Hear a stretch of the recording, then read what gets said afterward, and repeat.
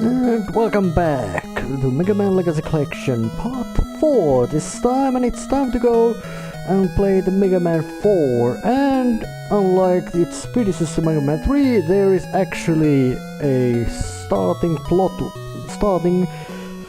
demo, which means there's more plot.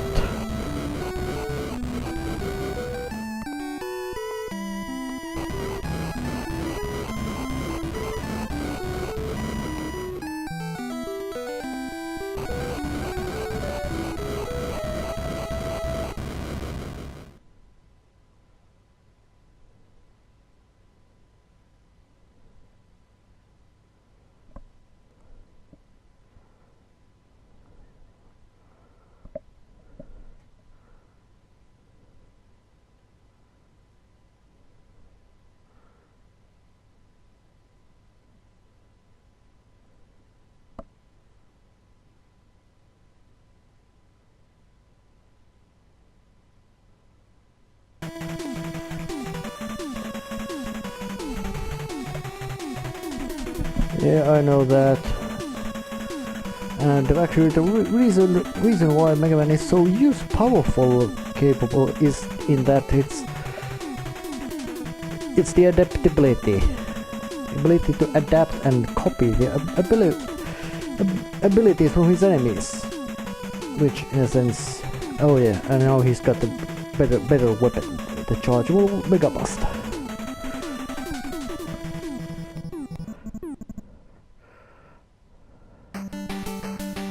Oh, and so there was a starting, and let's get started with Mega Man 4.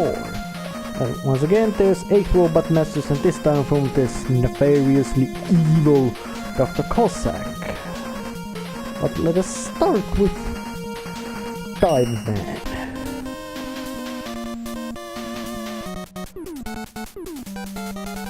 Well, of course, by his appearance and name, he's the water level.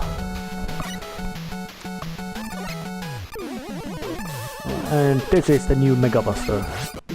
With that, it can be gun can be charged to do higher damage, which is actually quite useful ability, meaning that you can damage every boss with quite efficient way. Although you cannot shoot with these charge shots as fast as you could.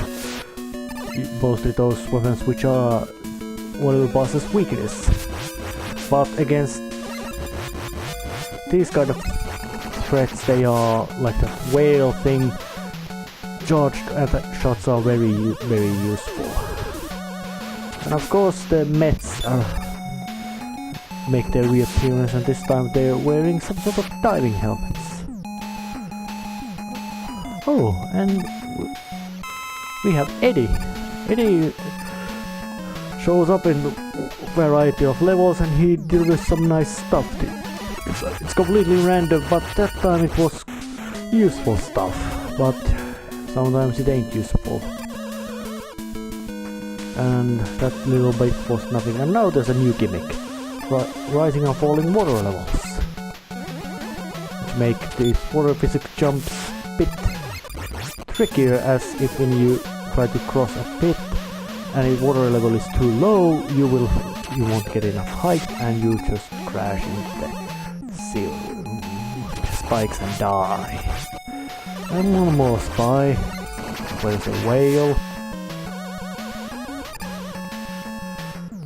And against all logic, I failed to jump to the pit, which is lined with spikes. Lots of them. But actually they isn't so dangerous, and we find this W being massively glowing green.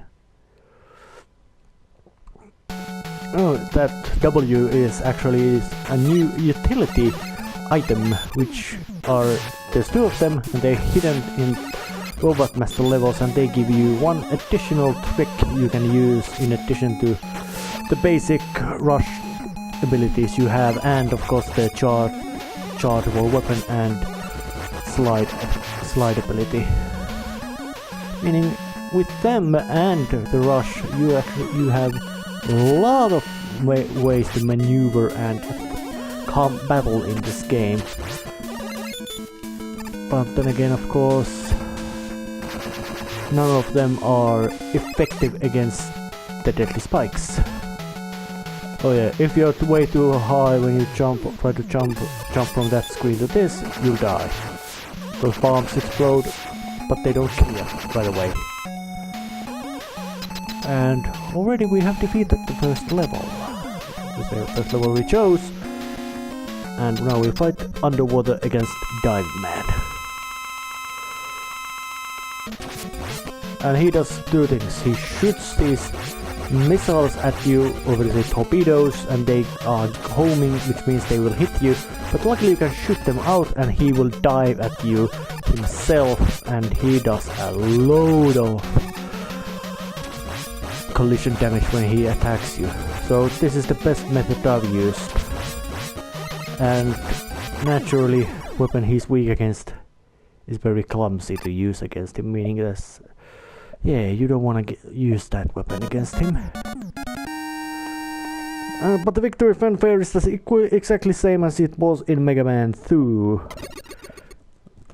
To which this game resonates actually quite well, knowing this game is more polished than the previous Megaman game.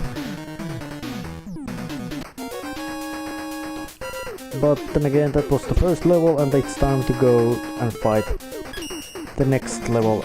Meaning that, of course, I could go and fight against Drillman, who is weak against Dive Man's weapon, but I don't think I'm going to do that, and I'm going to fight against... Actually...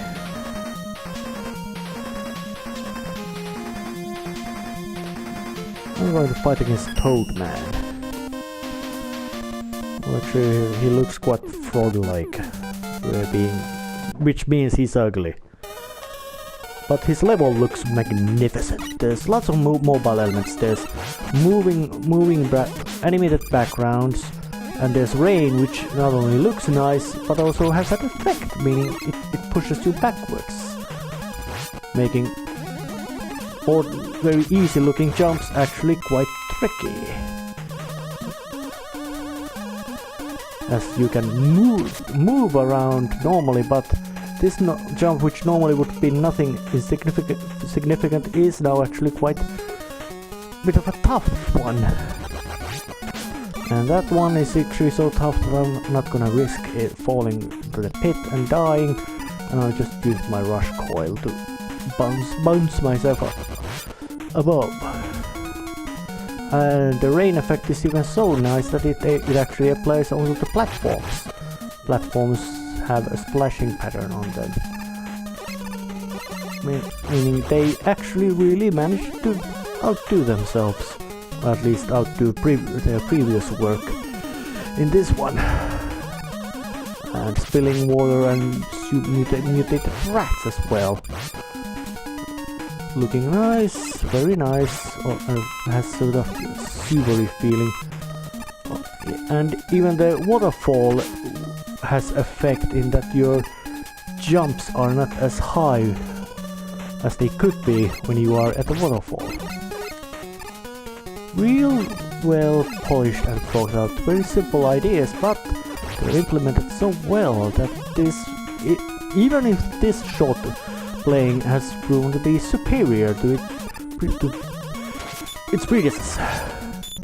Except the levels are a bit more sluggish pace, as there's these mid-boss like things which you must destroy, and there's very difficult way to avoid them. Actually, you gotta remember, like, you can't avoid these things, you must destroy them. But luckily the improved Mega Buster, yes, now the basic weapon has a name, finishes them off actually quite nice and easy. And except we now have to fight again one of these ugly things. And of course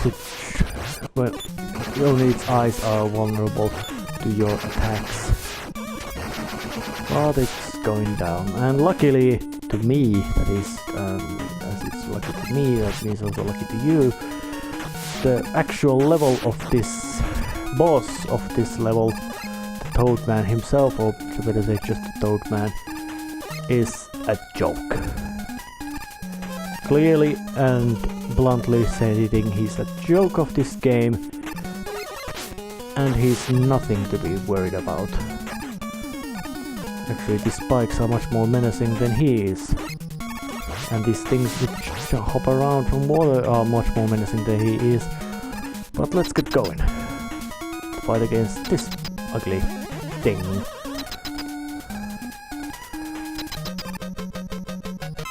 Yes, he appears. Yes, he's big, he's detailed. And that's what his power is. He shoots when he will wiggle his behind and send down a stream of rain which you cannot avoid if you allowed it, but I can always keep hitting him and shooting at him, and he will never use his attack again. Come on. Yeah, he fell. Well, if he would have used his attacks much regularly, you couldn't. To beat him would be much more difficult, if not impossible. Knowing he has an unavoidable attack. But now we got Rain Flush, which is actually useful and also completely useless weapon. And Rush Marine, the part which would have been so useful in those two levels. But then again, it's some sort of a Megaman tradition in that you can get a weapon or something which would have been bloody useful when you played that level, but no, you don't get it. But this was the beginning of Mega Man 4, and I will see you next time. See ya, and the end for now.